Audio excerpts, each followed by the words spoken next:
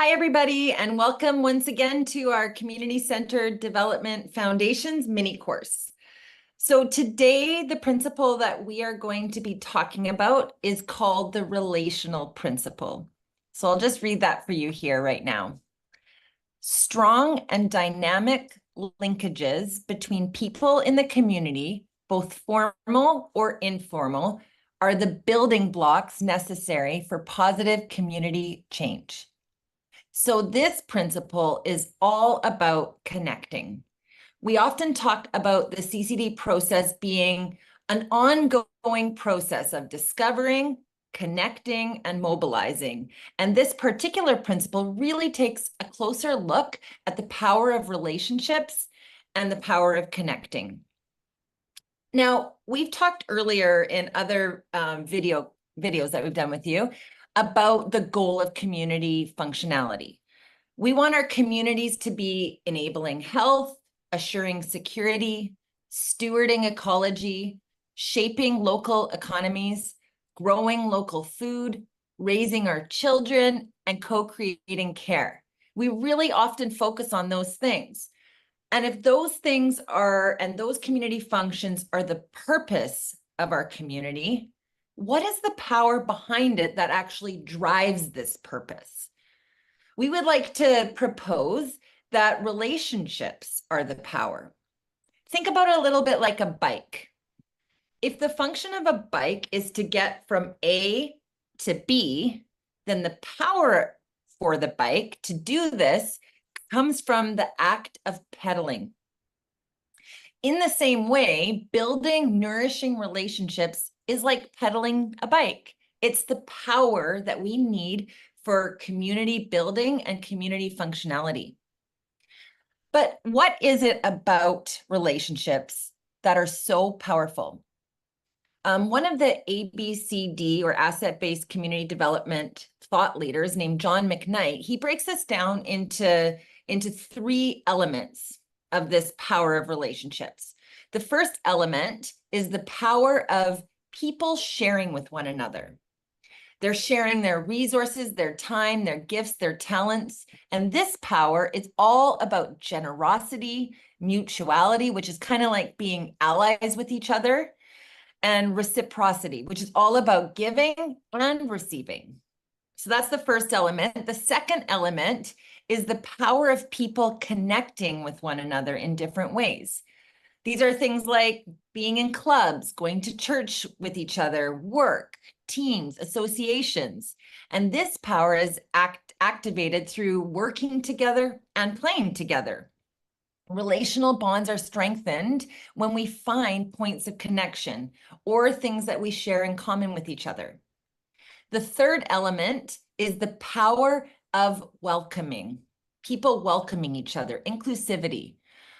It's eager to learn from each other and receive from others. It's about welcoming culture, different cultures, genders, abilities. And this power, it becomes alive through hospitality, vulnerability, and strengthening communication. And often when generational conflict is a barrier to this power, it's also about repentance and forgiveness. And that's also important to address in this element. So how do we cultivate relationships in our community? So I have a few ideas. It's just a few, and it's not an exhaustive list. But when you think about yourself as facilitators in a community, what are some things that you can do to help grow or strengthen relationships? One thing that is so important is identifying connecting type people in your community. We call them connectors. Bringing them together to dream about ways that we can connect people and groups together. These are the people in your community who are kind of like the glue. And actually, they're not usually the leaders of the community. They're sometimes under the radar or quiet, but they're the ones that are strategically, without even knowing it, almost comes naturally out of them, bringing people and groups together. Time and time again, it's been proven that when you bring connecting type people together for brainstorming or intentional conversation, that's how movements get started. Secondly, you need to create a space where moments can be made to recognize each other's potential.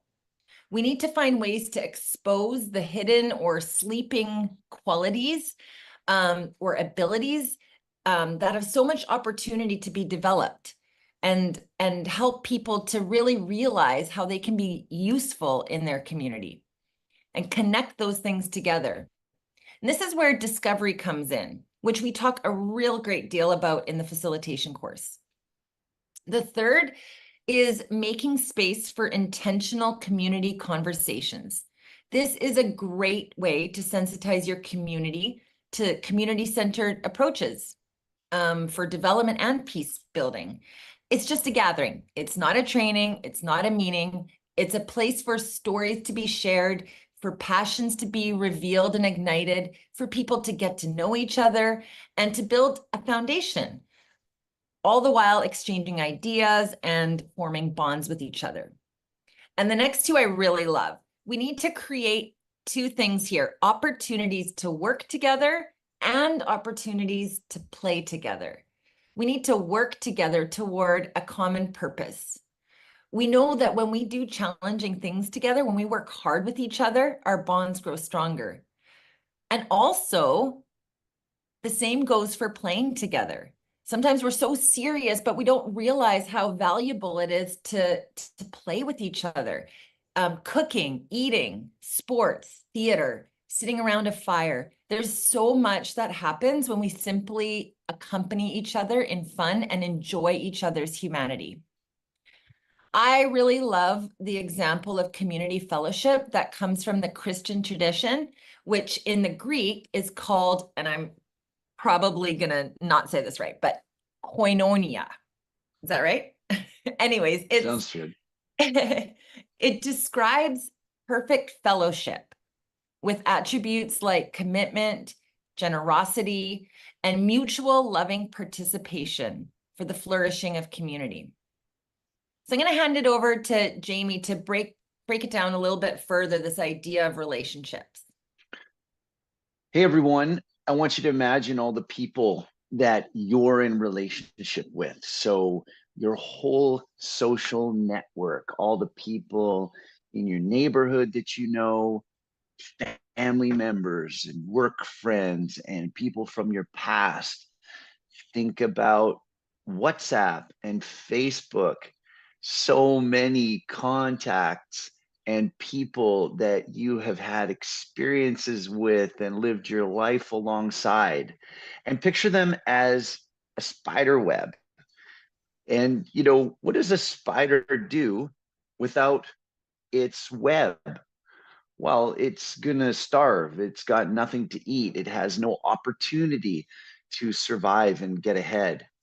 And in the same way, your web of connections creates an opportunity for you. So just as a spider works hard to build its web, you've spent a lifetime building these trusting and meaningful relationships and social connections. And sometimes we know that, we know we have all these relationships, but we don't recognize the power that they have. And so some examples or categories of people that could be in these networks are family, friends, neighbors, work associates, people from religious background, clubs, teams, and you can read them there. But I want you to think about times in your community when a quick action was needed or collaboration is needed, and how you were able to mobilize people.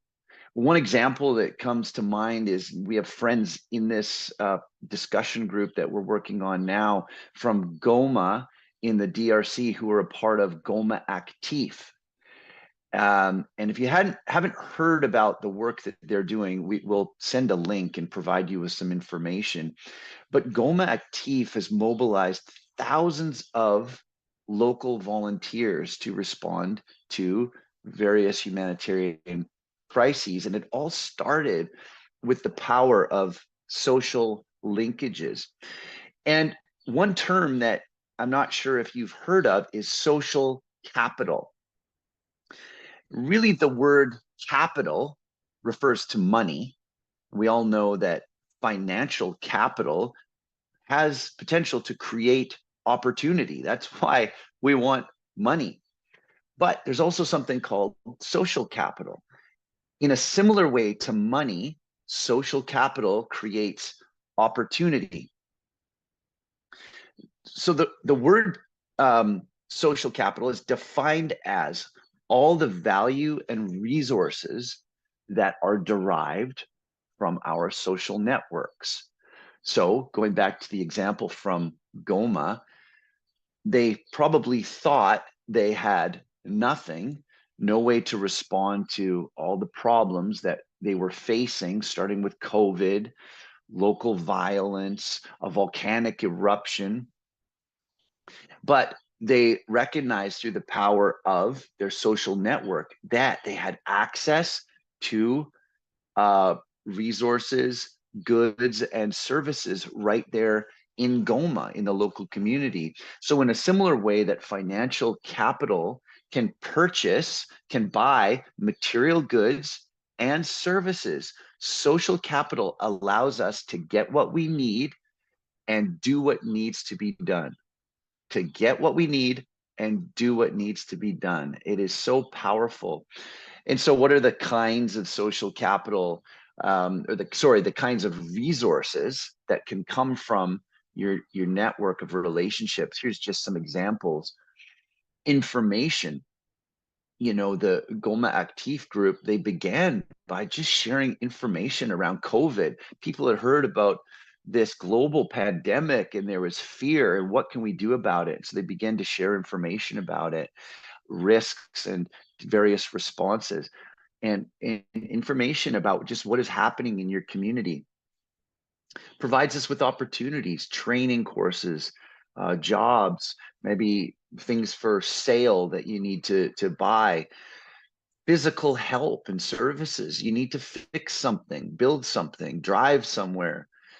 Or in the case of Goma Actif, feed thousands of displaced children. That physical service and help was right there available through the network of relationships in the community.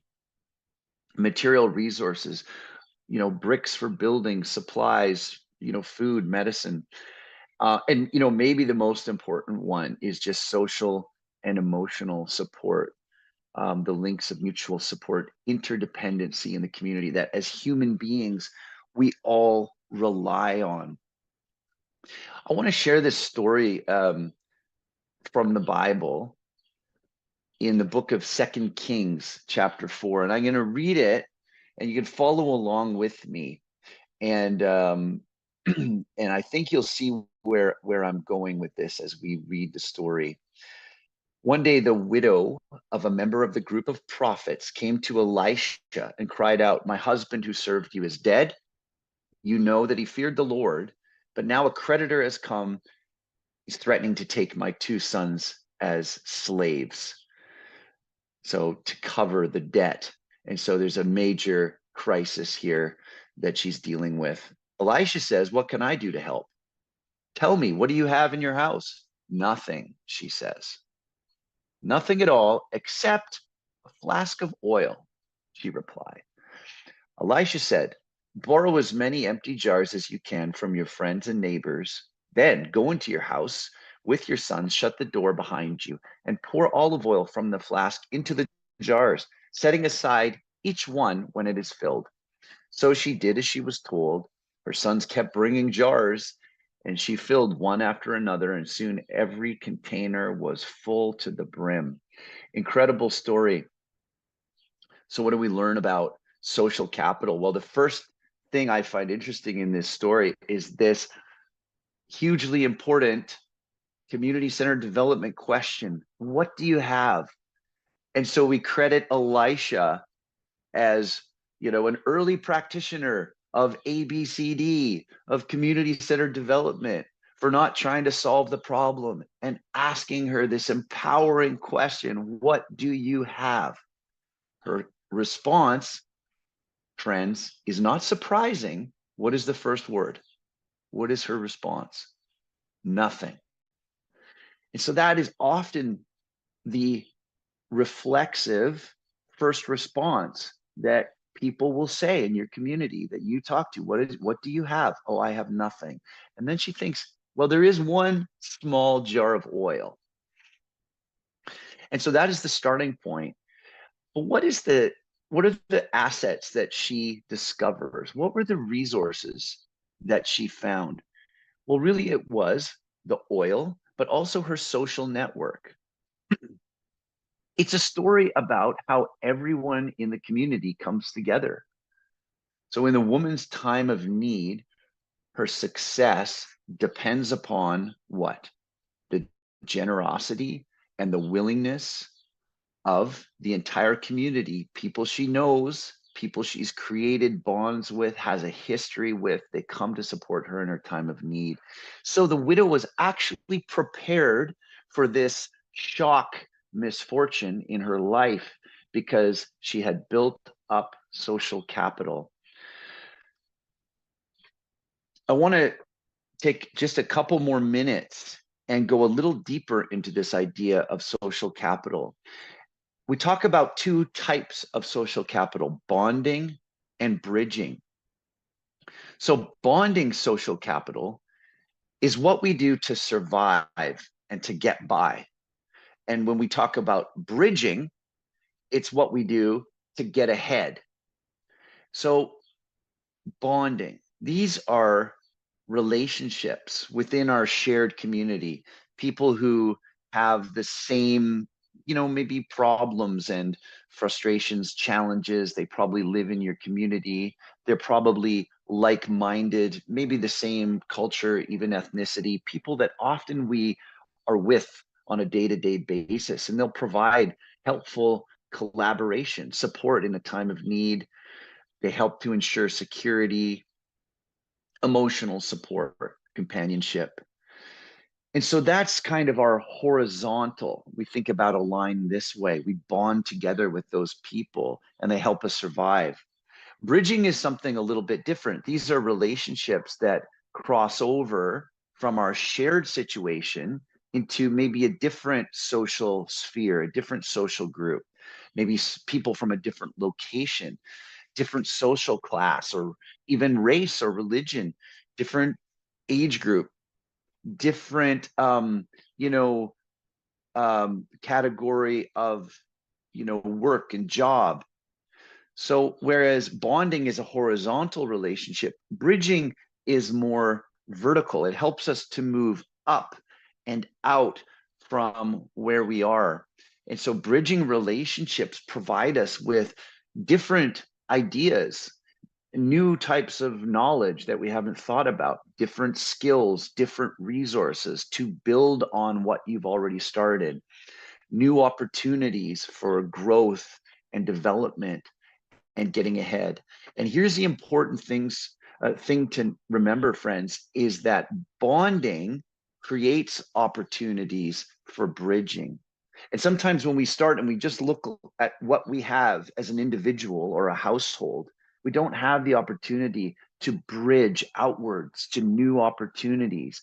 And yet, when we focus on what we have as a community, bonding together, time and time again, I've seen this where new opportunities, bridges to opportunities become available. An example of that comes from Myanmar. And this is a close friend of mine that I worked with for a number of years in Myanmar. And he was a solitary farmer, one man living on a small plot of agricultural land. But he had a heart to really bridge out into his community, began to work with his neighbors in the village, and he had ideas to pool their resources together so that they could try different experimental techniques. They were able to plant palm trees, which you can see in the picture here, to create palm oil. Nobody was doing that in the area where he lived. And they tried a special variety of rice that had potential for a greater harvest, higher nutrition, and many advantages to it, but nobody was taking the risk to try it. And so he even took the opportunity as a group to go get further training.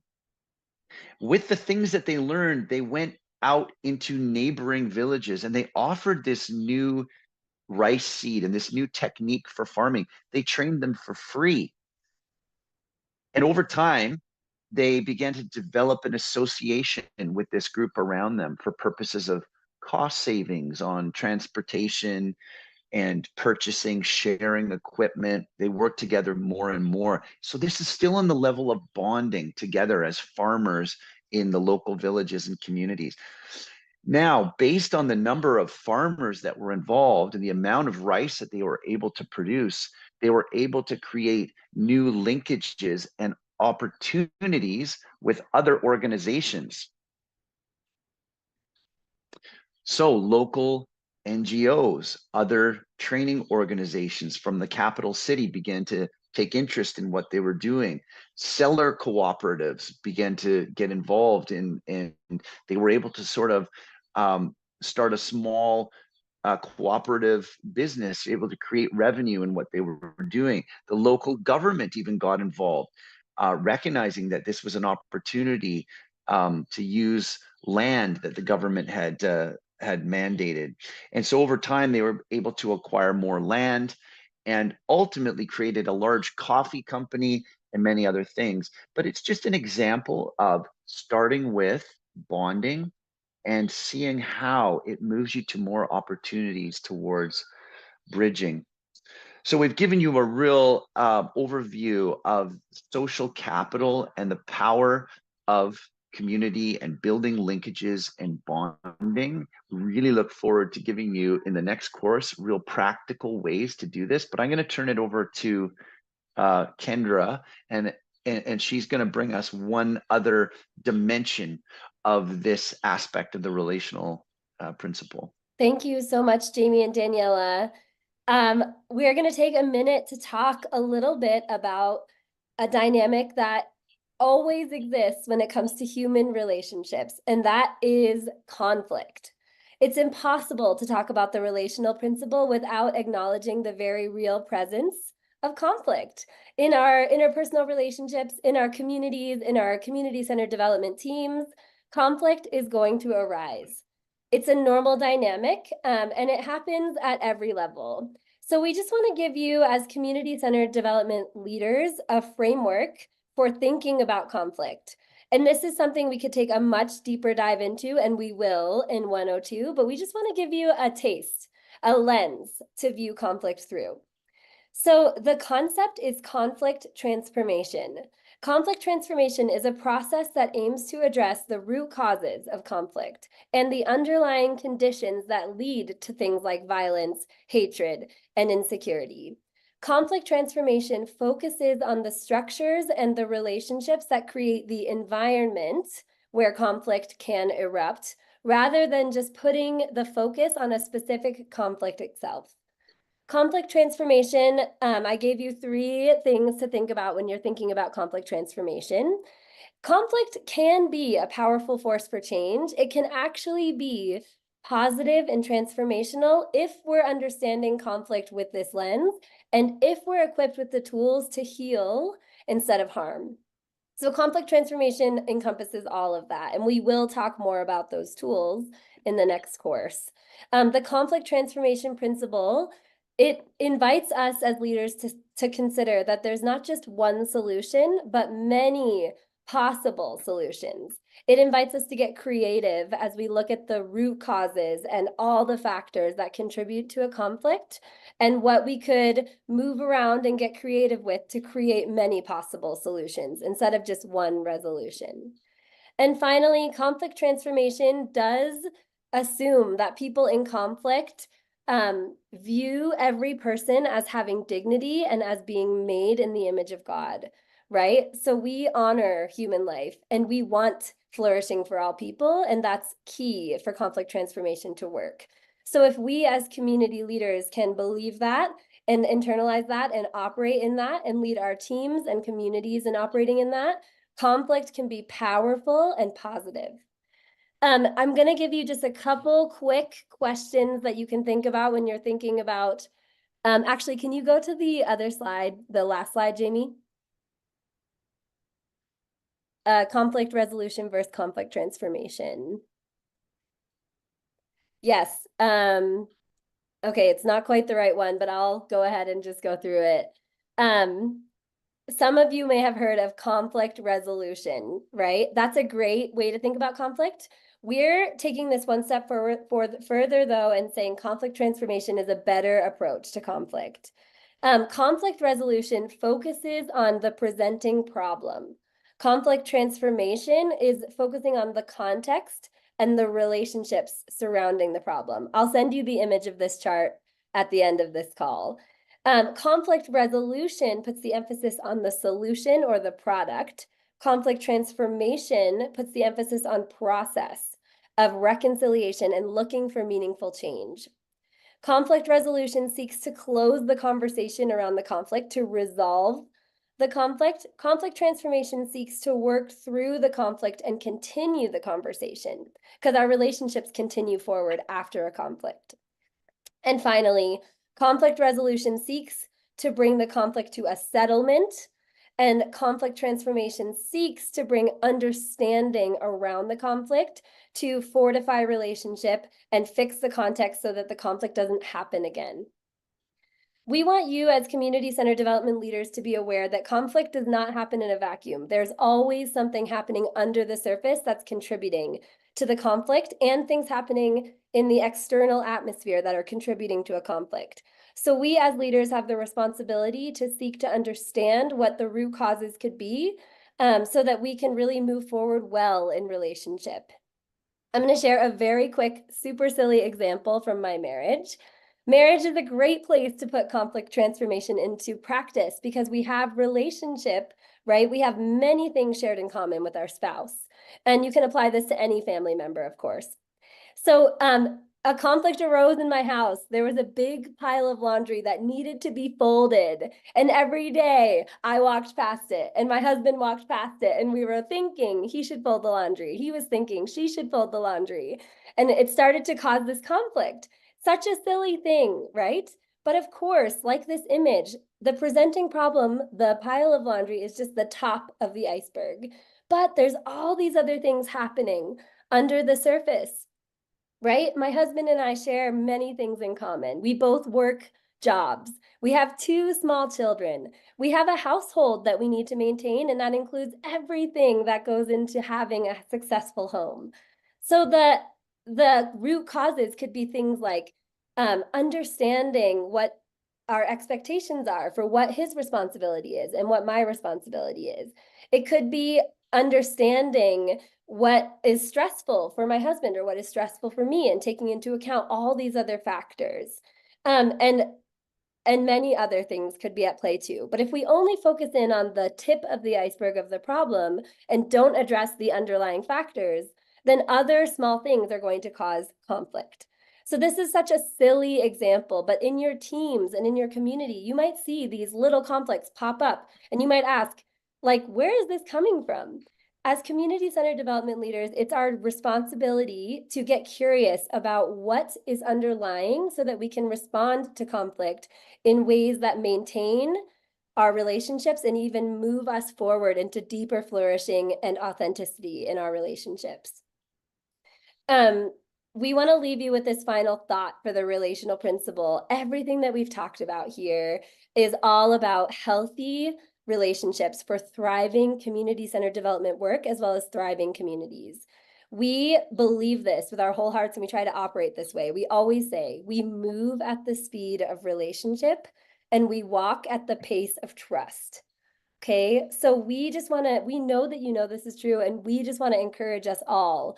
Relationship is the foundation of everything. Healthy relationships are the key to a thriving community.